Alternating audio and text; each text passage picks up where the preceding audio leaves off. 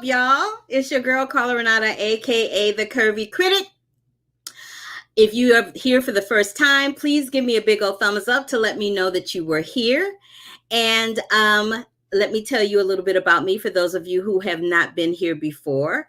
I am Carla Renata, as I said. I am a film critic. I am an actress. I guest star and recur on NBC Superstore.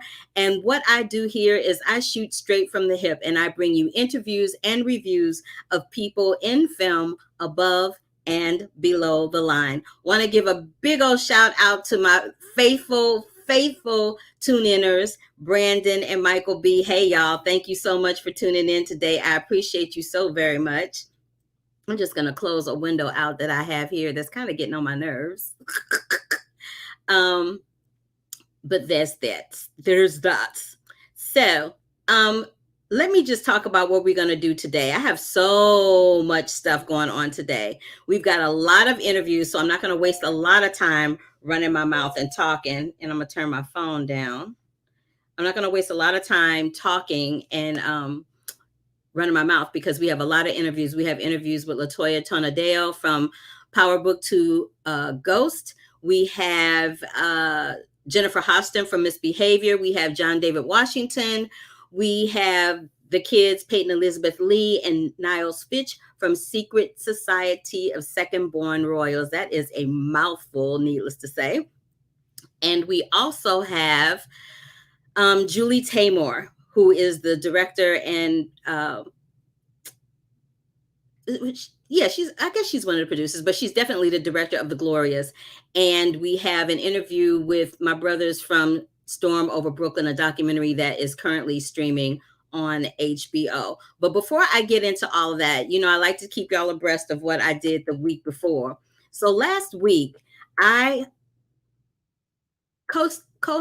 moderated a conversation between myself and some really fabulous women in Hollywood for a program called The Grill that happens every year around this time and is produced by The Wrap.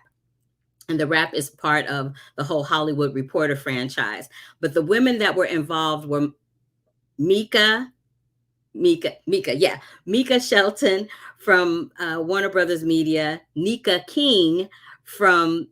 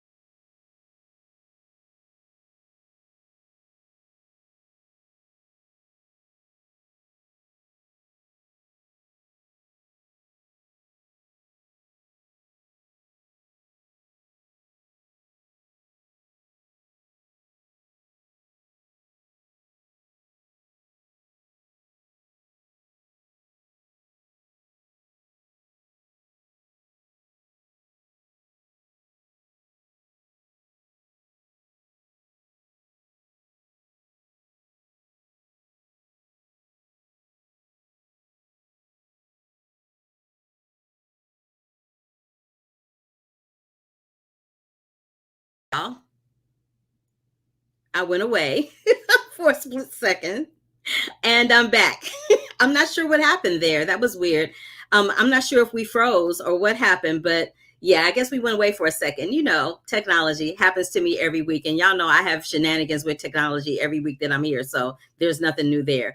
But I think I left off talking about the women at the Wrap. So real quick and to the point, I think it's Mika. I want to say Mika, but I think it's Mika Shelton from the Wrap.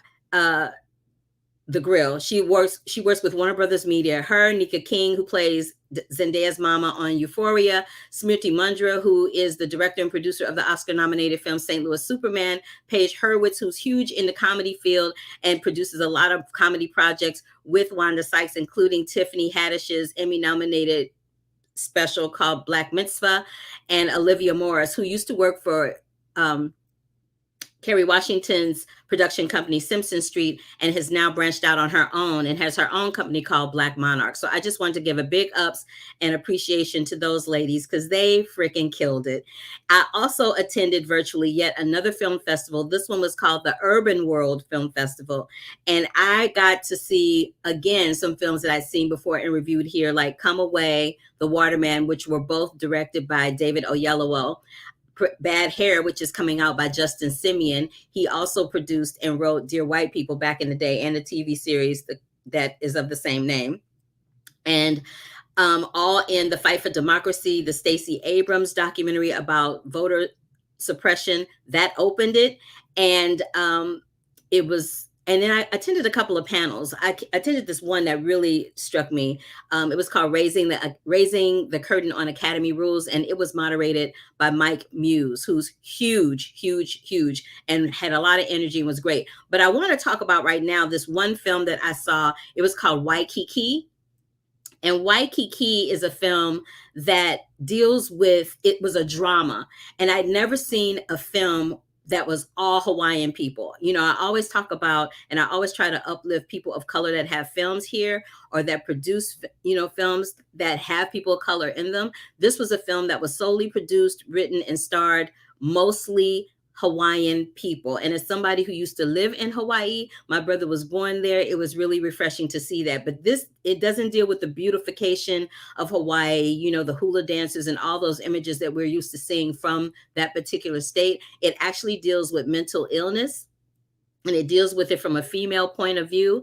And it shows very grittily and very harshly the types of things that women go through when they have mental illness. And it may come as a result of postpartum depression from having children. It may come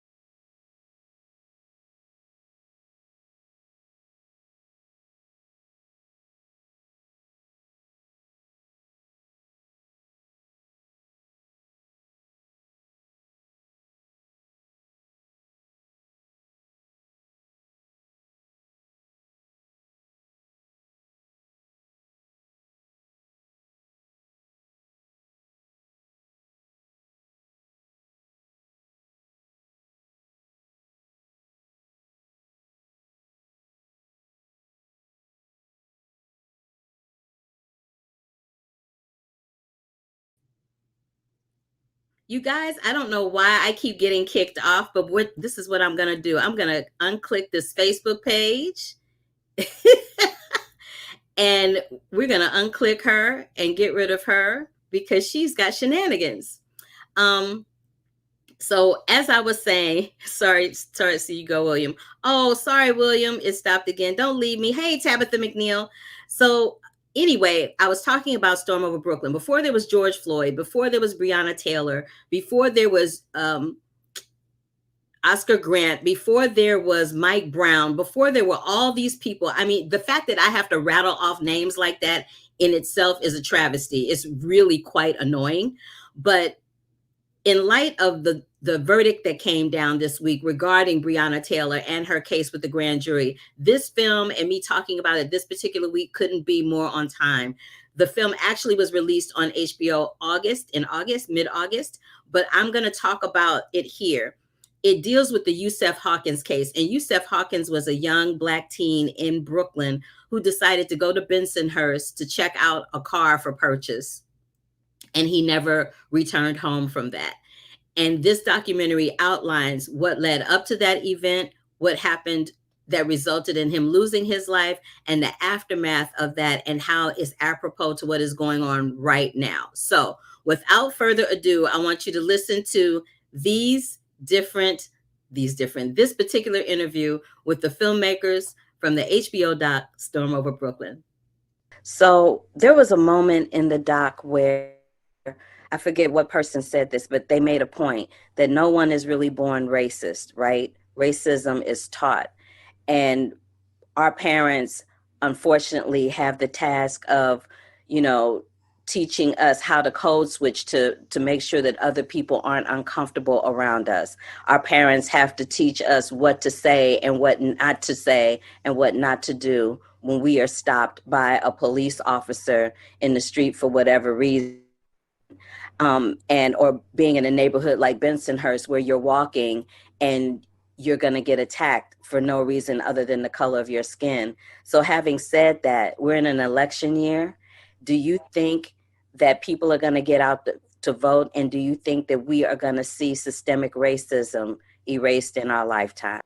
The efforts to make a difference can increase. I think that we will make progress. I think collectively as human beings, we're becoming more and more aware of ourselves and more into our enlightenment and more into being inclusive of other people's perspectives, even within our own minds. I think just as human beings, we are evolving in that way.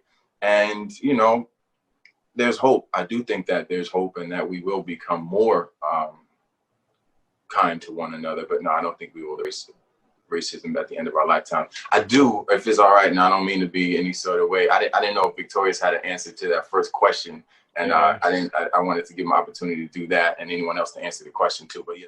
I think that systemic or systematic racism, I think there is a long way off, right? But I think that what's happening is that our response in our community to the systemic racism is going to change a lot sooner, right? So we may not be able to change the system, but we can change how we interact with the system and how much we depend on the system. So I think that though the mind frame of certain people, like Mutali said, it's going to take a long time for that to expire. But I do think that if we respond thusly, then we will see some changes, whether they're backhanded or not. Come on. This is one of the most important election cycles that people have to go ahead and get out and vote. And I don't think that people are how they were before, just kind of like let their vote go past. People are realizing how important this is. And if we have to take precautions to get out and vote, if we have to do what we have to do, I don't know what they're going to do with mail-in ballots or not. I'm not on that side of it. However, I do think people are going to jump out, and they're going to do what they have to do to go ahead and make the right choice. It's an age of information, and people are realizing that it's not how it was before. So I think that things will get better. It won't be totally over because, I mean, come on, people have invested interest in whatever's best for you. People don't vote against their interests. However, I do think that there is going to be an opportunity for things to just get, even if a tiny bit better, get better. And because we have opportunities to tell stories like this as well. And I know that will go ahead and open people's eyes where we didn't have the opportunities before. So we're very happy about that. And just to piggyback on Javon said, so the other side is, when we do vote, you have in the film, the people marched almost 30 times, right? They marched through the snow, which I've never seen in my lifetime, and so there is a piece where after you do vote and in between votes, there is still mobilization. One of the takeaways is how you had so many different organizations come together, from the Nation of Islam, to the New Alliance Party with Lenore Fulani, to Reverend Al Sharpton, C. Vernon Mason. They all came together, and that defined the movement. And it wasn't where, let's say, one organization defines a movement and then you have other organizations competing against them. So, I mean, I think that this film, I know this film, especially since we have a discussion guide that accompanies it, this film is really a toolkit for a certain aspect of liberation. So, I think that we won't be able to end prejudice, but racism has a very heavy power, component to it. And I think that we could reduce the power of people who are prejudiced. Agree. Thank you all for answering that question with such in-depth and thoughtful answers. I appreciate it. I appreciate your film, Storm Over Brooklyn. It couldn't come at a better time. Thank you so much. Thank you. I want to thank Muta, Javon, and Victorious for answering those questions for me. There is a longer version of that interview on my YouTube page, The Curvy Critic. And of course, if you want to see the entire roundtable discussion, you can go over to the AFCA, African American Film Critics Association page, and you will find the entire interview with other questions and other journalists speaking there. On Disney Plus right now is a film streaming called The Secret Society of second born royals. That's a mouthful. I'm glad I got it out. But when I tell you, this was giving me vibes of like Princess Diary meets Goonies meets the Avengers. And it was really a lot of fun to watch. I enjoyed it. And during this time that we're living in right now, child, sometimes you just need to chuckle. Sometimes you just need to watch something that is not that serious, like straight up.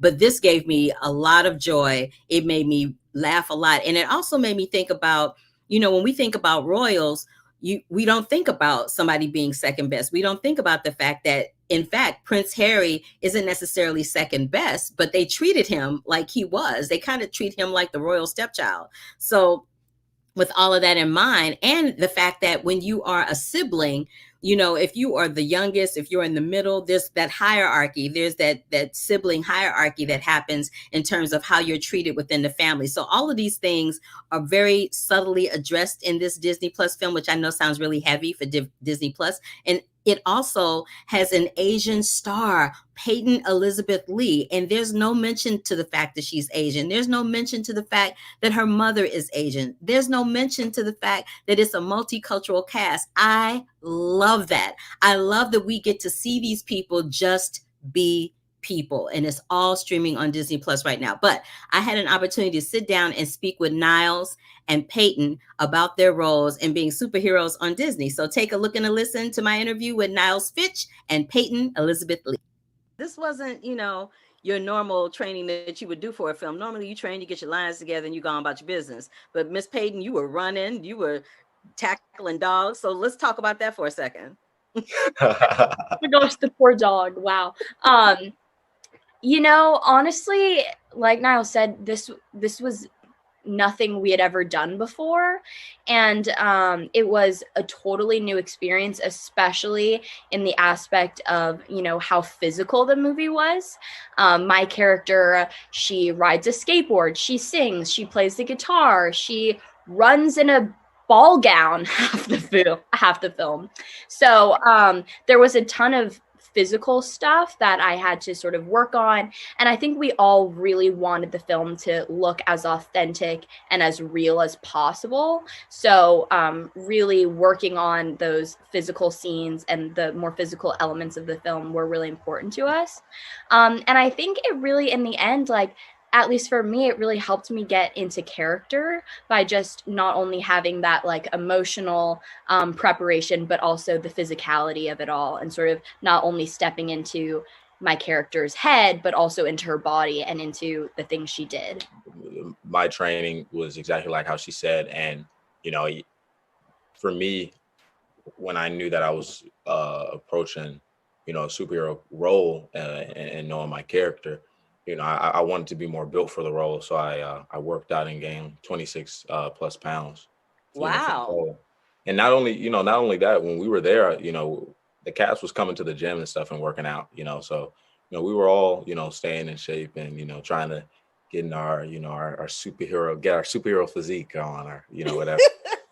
Well, y'all had superhero physique going on for days. I was like, when you were running in that ball gown, I'm like, you go, girl. But you had those boots on underneath. It's not like you was doing it in pumps like Miss Girl in Jurassic World. So I was like, okay, go, Peyton, go. So there was a line that struck me to my core where somebody said, being second royal doesn't mean second best. How do you think this applies to Tuma and Sam? And, you know, there are amazing things about being second born. You have this older sibling that has been through everything you've been through, and you have them there to give advice and to help you out. But it's also difficult, especially when you have a sister that's perfect in every conceivable way to you, you know, and for Sam, that's her sister Eleanor, and for me that's my sister Ella. I mean, my sister is going to Harvard. She was recruited to play softball there, so she's like crazy smart, she's super athletic, and I love her to death, but that doesn't mean that sometimes it's, you know, difficult when you sort of feel like you're in the shadows. And so I definitely connected with Sam, and you sort of see how that feeling and that energy of feeling like you're not only second born, but also second best, and how that sort of propels a lot of the things she does, especially towards the beginning of the film. For Tuma,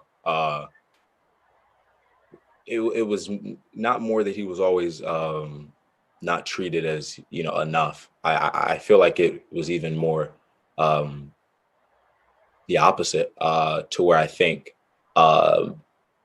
it was so much praise, like, oh, you know, to where you get an inflated sense of ego, which can really happen when you know you are when you're successful. You know what I'm saying? And I think that really you really see that, you know, through the movie, him have to, you know, deal with learning. It's not all about and you know, I think that's applicable to anything we do in life. Like, we can always check ourselves and make sure that we're not being selfish or, you know, too overly focused on my, you know, me or my bottom line, or, you know, so I think that's really what you see him deal with. And I feel like that will be very good for teenagers to see, because I feel like that's something that you really have to learn when you're a teenager. Like, it's not all about me, you know, and I think you realize that because you're transitioning from a kid to a young adult. And, you know, reality starts hitting, like, hey, not everybody's going to coddle you or, you know, do this for you. And, you know, you can't, you know, actions have consequences, and you got to realize that. I was there for all of it. Thank you, my little Asian princess and my little brown caramel brother. I thank y'all so much. Thank you.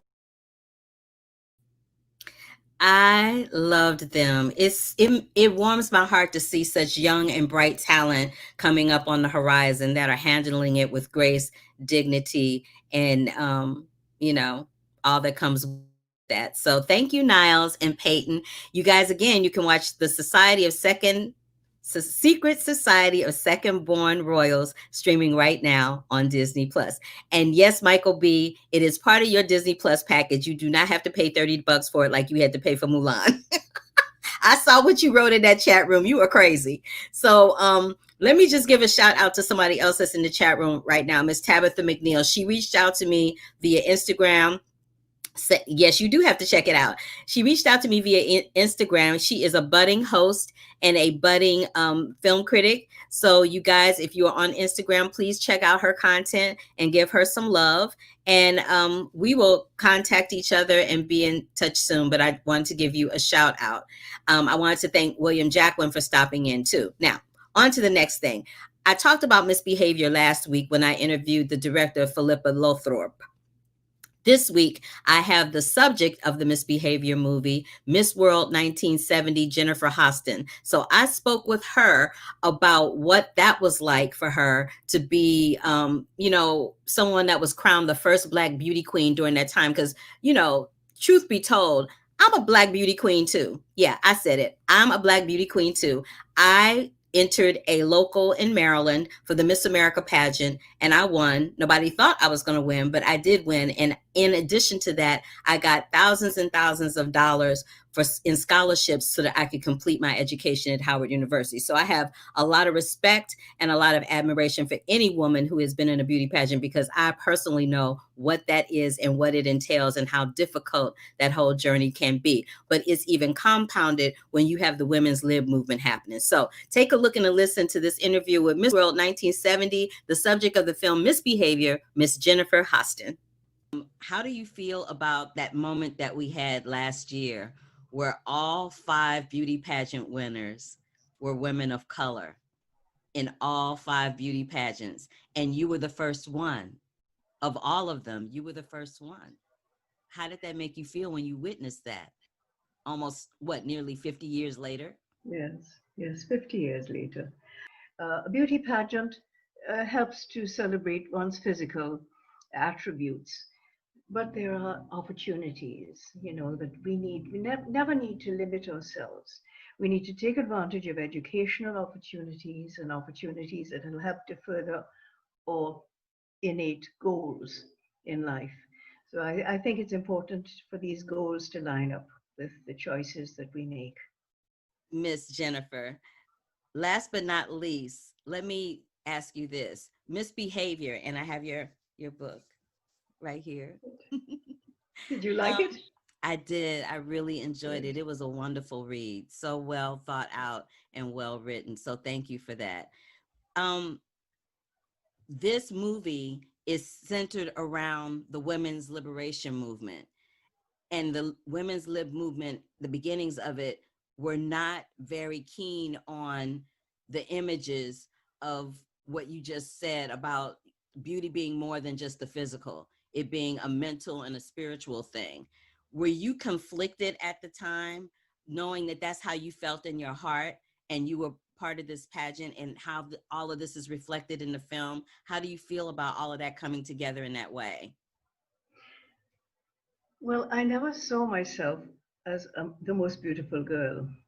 I took a very scientific approach to the whole thing. I thought, what is my comparative advantage? And I thought my comparative advantage was my ability to talk, to speak, because I was a trained broadcaster. I had worked in the airline industry. I was used to meeting people. So I was always conscious that that's where I needed to shine. But in addition, my sister and I, as we discussed in the book, saw it as a package deal. So I had to have the best evening gown that I could find, the best costume, and the best bathing suit. These were all parts of the contest. In the final analysis, I felt that I would shine at the interview, and that's what I focused on. So even then, I thought that the physical attributes were just part of the package.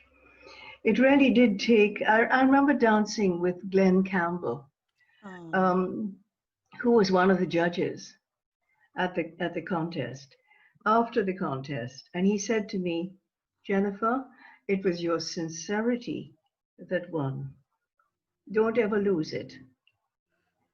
And those words have stayed with me throughout my life, because I've always thought that with the platform that having won Miss World gave to me, it was my responsibility to use that in a meaningful way, to further some of the important things for women. Gender equality will continue to be important, not only because it's important, is because we need upward mobility for women. That was beautifully stated. Thank you so much, Jennifer Hosten, for taking time out of your day to speak with me. I so appreciate it. You're such a gracious and beautiful woman on the inside and out, and I can't wait for people to see Misbehaviour. To keep up with the Curvy Critic, like our page here, click that subscribe button, and click that bell for notifications. Love, peace, and hair grease, y'all. And yes, so thank you, Jennifer Hosten. She was so beautiful and so gracious and so well spoken. I really enjoyed speaking with her. So thank you for giving me your time once again. Let me just back it up a little bit. You know, last week when I was broadcasting, we talked about the Emmys, and I'm sure you guys know who all the winners were by now. But let me just give a special shout out to two people that I feel need a special shout out because they made history. The first one would be my little baby girl, Zendaya. Zendaya became the youngest woman to win the Best Actress in a Drama Emmy Award. Back in the day, Zendaya played my daughter on Shake It Up. So I've known her since she was about 9 or 10 years old, and it really warmed my heart to see her celebrate that moment with her family, who are all in the background of this picture. I secondly want to give a big ups and some snaps to Eddie Murphy. Eddie Murphy, y'all, won his first Emmy. I think this is probably the first award he's been given in the sphere of like Tonys, Emmys, Grammys, all of that. He finally got his due for hosting the very same show that gave him his start. So congratulations and big ups to both Eddie Murphy, Zendaya, and all the winners at this past week's Emmy Awards celebration. Now, moving on. So there's this show that comes on TV called Power that starred Amari Hardwick, that was wrecking people's nerves. And so now they done killed him off. So if you didn't know that before you saw it, spoiler alert, so bad, too sad. But Power now has a sequel. It's called Power Book 2 Ghost, and it stars Mary J. Blige. Now, I talked to this young lady named LaToya Tonodeo, who plays Mary J. Blige's daughter. Now, imagine, you haven't been on the scene that long. you're in a show that's, I don't know, produced by a Grammy-winning artist, an Oscar-nominated artist is playing your mama, and you got a Black female showrunner by the name of Courtney Kemp. It was all that in a bag of chips. So take a look and a listen to this interview where we talked about Black mamas, me and Miss LaToya Tonodeo from Power Book 2, Ghost. I know you like fangirling out because you got 50 Cent as your executive producer, you got Courtney as your EP, and you got Mary J. Blige as your mama. Let's talk about that for a second. Hit me with it. Yeah. Wow. 50 Cent, first of all, like, I know he can be intimidating, you know, especially on social media, but he is so, like, well, to me, I think he's really nice. He's super nice, and, like, he's so freaking smart.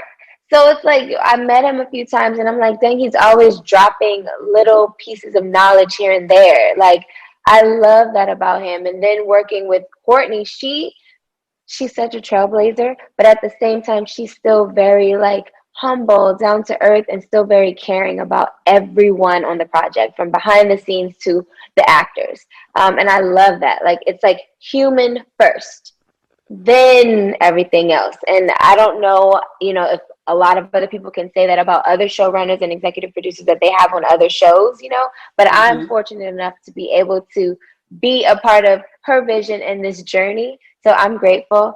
And as far as Mary, like, it's freaking Mary. Like, she's so down to earth as well. So warm. Everybody's so welcoming. Like, I have nothing but great things to say about everybody. There's no egos. There's no divas. Like, it's a blessing. What does it feel like to play the daughter of a mob boss? Because that's a whole new lane for us. You know what I'm saying? So it's interesting, and I just want to make sure that I'm portraying it the best I can, because I have, like, friends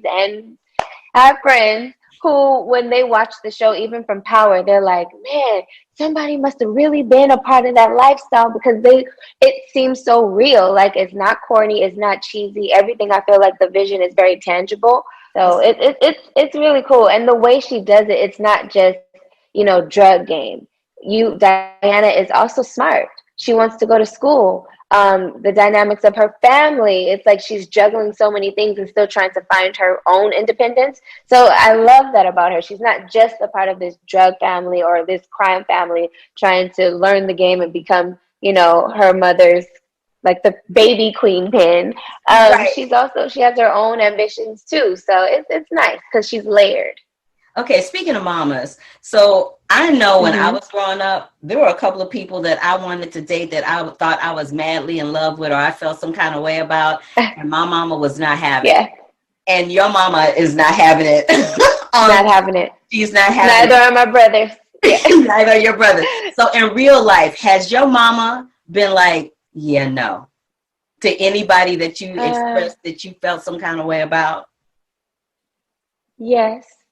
Yes. She would be a Black mama if she didn't, right? But right. And then sometimes it's worse, because when you guys break up, she'll be like, I knew that wasn't the one. Well, I'm like, how come you didn't say it during the time? Like, why did you wait till after? Right. My mother's done that too. That happens too. Right. My mother's done that too. She's like, yeah, I knew that wasn't gonna last. I'm like, really though? Is that what we're gonna say right now? Okay.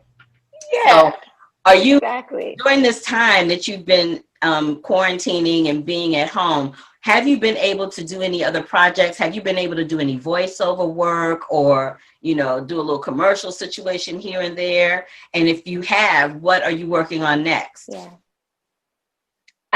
So during quarantine, of course, we can't go in and audition. So I had some really good, interesting auditions. And it's weird because I'm also doing commercial auditions on tape.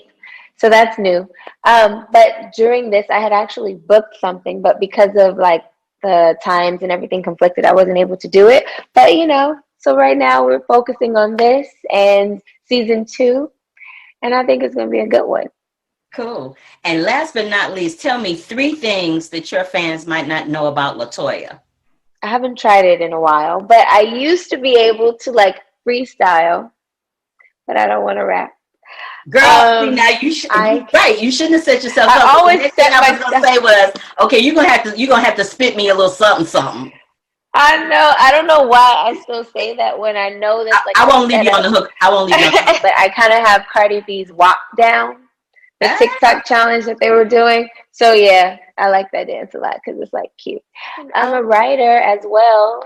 I haven't really had the time to really like separate myself from what I'm currently doing to like focus on a storyline that I want to bring to life. But yeah. All right, LaToya, she is doing a lot of different things, and we appreciate it once again that she took some time to talk to me, the Curvy Critic over here. So again, check LaToya out, LaToya Tonodeo, playing Diana in Power Book 2, Ghost. Now, this next film is directed by a woman that I revere and respect greatly. She was my director in The Lion King when I was in the original Los Angeles production of it, and she has become such an amazing director since that time that I worked with her. She now is directing a film called The Glorias. It debuts this week, September 30th. It's kind of like a non-traditional biopic of Gloria Steinem, who was a huge activist in the 70s. She still is. She was the publisher and creator of Ms. magazine.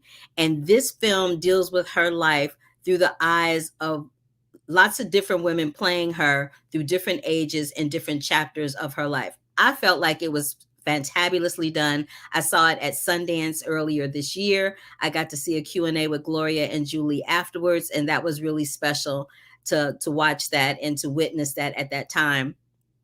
But this also is the 100th year of the women's right to vote. So the Glorias couldn't come at a better time in history.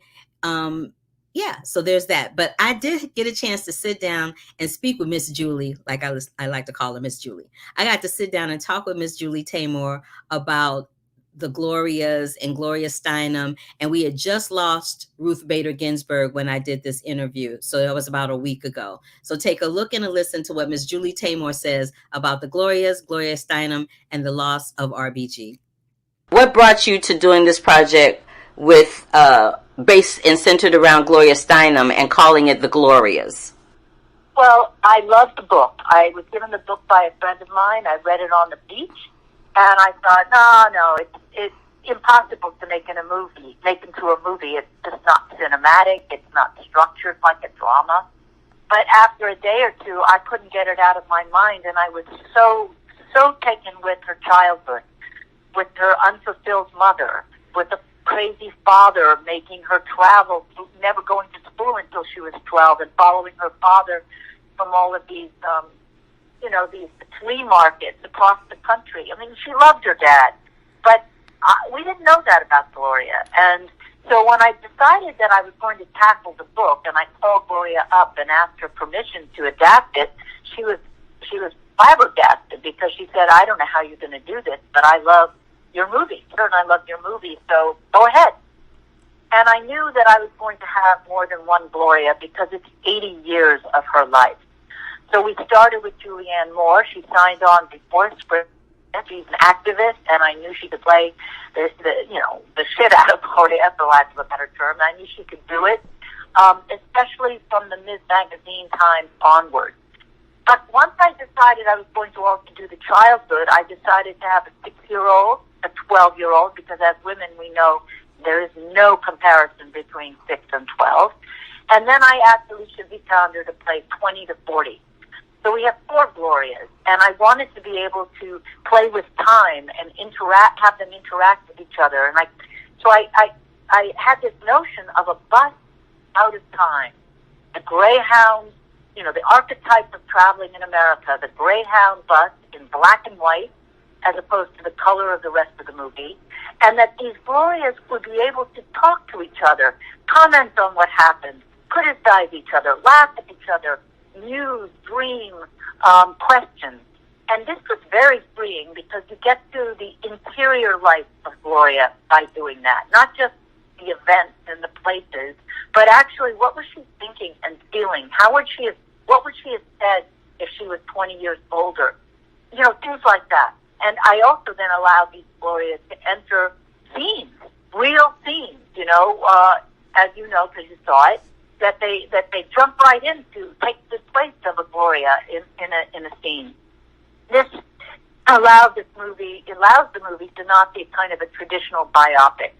It's got multiple layers of reality, which is what I do. I did it in Frida, when her paintings come alive. I did it in Across the Universe, where the songs broke out into absolute fantasy and animation. And I love to use all the stylistic tools of cinema to tell a story. I saw that. I noticed that about you with your films. You have a certain mark. Every filmmaker has a trademark move that they do in their cinematic journeys, regardless of what the subject matter is in the film. And as soon as I saw that in the Glorias, I'm like, yep, this is a Julie Taymor film. Absolutely, positively. This is Julie all the way down. I loved that you do that. And I loved what you did with the Glorias. I would be remiss in not bringing this up since this just happened last night. We lost Supreme Court Justice Ruth Bader Ginsburg, and she was somebody like yourself and like Gloria Steinem, who was a fierce and fearless voice for women and people that are deemed as underrepresented throughout all disciplines of life. And I'm just wondering, from your point of view, what does it mean to you now that Justice Ginsburg is no longer here? What does that mean for you? What does that represent for you? You know, the truth will set you free, but first don't piss you off, you know.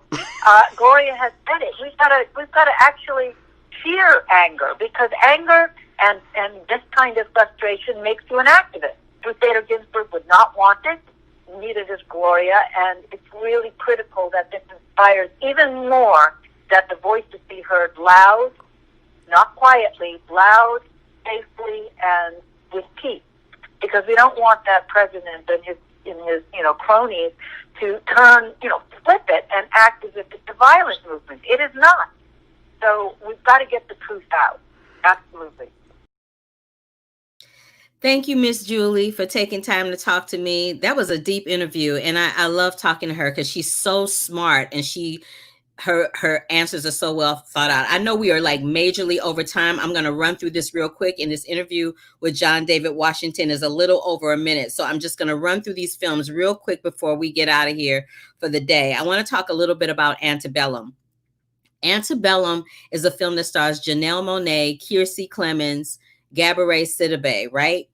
It is a film in which they take the premise of, the directors take the premise of Gone with the Wind and they make it like it was a horror movie, if that makes sense. For me, this film is very triggering. For me, this film is a film that I don't need to see another Black woman being beat, being raped, being hung. I don't need to see another slavery story. I'm very well aware of the fact that slavery is part of our history. And I say on this show all the time that you have to acknowledge history, because if you do not, it will repeat itself, as we are witnessing right now in this time. I get what the directors were going for with this particular film. I understand what the message that they were trying to make about the trauma that Black people go through, the trauma that women go through, just being a Black woman on this earth. I get all of that. But I really just did not need to see those images on the screen one more time. Black people are rich. We have so many more stories to tell, so many more stories to investigate and see. Having said all of that, Janelle Monáe, Kiersey Clemens, and Gabourey Sidibe are crushing it. Janelle Monáe deserves an award alone for the trauma and the acting chops that she had to pull into in order to pull this performance off, and she does so fantastically. That's that. The Mole Agent is a film that I got invited to through BAFTA, the British Academy of Film and Television Arts. They invited me to a Q&A virtually where they talked about The Mole Agent. And basically, this private investigator is hired in Chile to go underground at a retirement home to address some abuse that's been reported. And what ends up happening is you see things in a retirement community that you're not used to seeing. There was no abuse being reported, but you do learn to have empathy for elderly people on this earth. Elderly people, especially in the United States, are discarded and disrespected more so than any other group of people in America. So once you see this film, it'll make you want to hug your grandmother, your grandfather, anybody that you know that's a family member that may be in a nursing home or a living assisted facility. It will make you want to reach out to them and show them some love. That's The Mole Agent. Next up is Enola Hughes. The lead role is being played by Millie Bobby Brown. She does so fantastically. It's streaming right now on Netflix. She basically is playing Sherlock Holmes' little sister, and she is taking no prisoners. She is fierce. She is funny. She is fabulous in this role. Helena Bonham Carter plays her mother. She's in there very, very briefly. Henry Cavill plays one of her brothers. It's a very charming film. Again, it's one of those films that will uplift you and make you feel so bright and fluffy in a world and a time that is so encased in darkness. And last but not least, Kiss the Ground. Kiss the Ground is a documentary that I saw on Netflix. It basically deals with the fact that we are literally molecules of the earth and the dirt. That's where we come from. And we need to learn how to take better care of our dirt and our soil, because it will ultimately save us as this planet is going to hell due to climate change. That's the gist of the film. It is a documentary. It's being produced by Woody Harrelson. He's also narrating it. It was very eye-opening and enlightening and educational. I absolutely adored it and loved it. And I highly suggest watching it. Last but not least, I have an interview. I've been talking about Tenet on this show all summer long. Tenet by Warner Brothers. Well, I finally got to talk to John David Washington again as part of the AFCA Roundtable. So this is my interview with him. It's a really brief one, like a little over a minute, where we talk about who his protagonist is. And it's no surprise, it's his mama. Take a look and a listen to John David Washington. Who has been that protagonist for you throughout your career and your personal life? I really care a lot about what my mother thinks. I mean, she's the first person to read all my scripts. She's the first person to get her eyes on the finished product, and she's my truth judge. If she knows I was lying on some takes, if she knows I'm lying on my approach, if I'm getting too actory and too heady, I consult her and she'll let me know quick, because she knows her son. So, whether people, connect to the performance or not, did I tell the truth? And she really helps me with that a lot. My siblings really help me with that a lot. They're really talented. They're all in their own right. But my sister, who was a producer on another film I just did, my other sister who's working right now in Canada, my brother who is a director, they have great, specific, exquisite taste. And they don't like liars either, and when it comes to our business and our craft. So I really look to them. I really make sure they kind of keep me, they let me know the kind of job I've been doing. Good. Thank you so much. Everybody can appreciate somebody who's not lying. I'm just saying. So thank you, John David Washington. Again, to see that full interview and all the other questions that were asked, you can go to the AFCA YouTube page and listen to the AFCA Roundtable with TENET's John David Washington. That does it for this episode of the Curvy Critic. I apologize for all of the technical glitches. I'm not sure what was going on. I guess the technical gods were not with me today, but that's why we have gone a little longer than usual. I just wanted to make sure we got everything in. Next week, I will have the one, the only Felicia Rashad to talk about some stuff she's doing with Blumhouse Productions. And I will also, have an interview with, oh no, I won't have that interview next week. Or will I? I might have an interview with some people that y'all know that's an Oscar winner. I'm gonna keep that to myself right now, but I'm definitely gonna have Felicia Rashad. That I know for sure. Felicia Rashad will be here next week. So until the next time, you guys, give me a big old thumbs up if this is your first time here at the Curvy Critic with Carla Renata. I want to thank William Jacquin, Michael B., Tabitha McNeil, Brandon, and anybody else and everybody else who was in the chat room on YouTube that I didn't see your name. Thank you for your comments. Thank you for all of your support as always. Click that bell to get notifications. Subscribe to the channel if you have not already done so. And if you want to catch up with me next week, go over to the Film Independent page where I will be moderating a Q&A with the one, the only, Gloria Steinem and Julie Taymor to talk even more about the Glorias. Until the next time, I'm glad you hyped Tabitha. Until the next time, love, peace, and hair grease, and I will catch y'all on the flip side. Bye.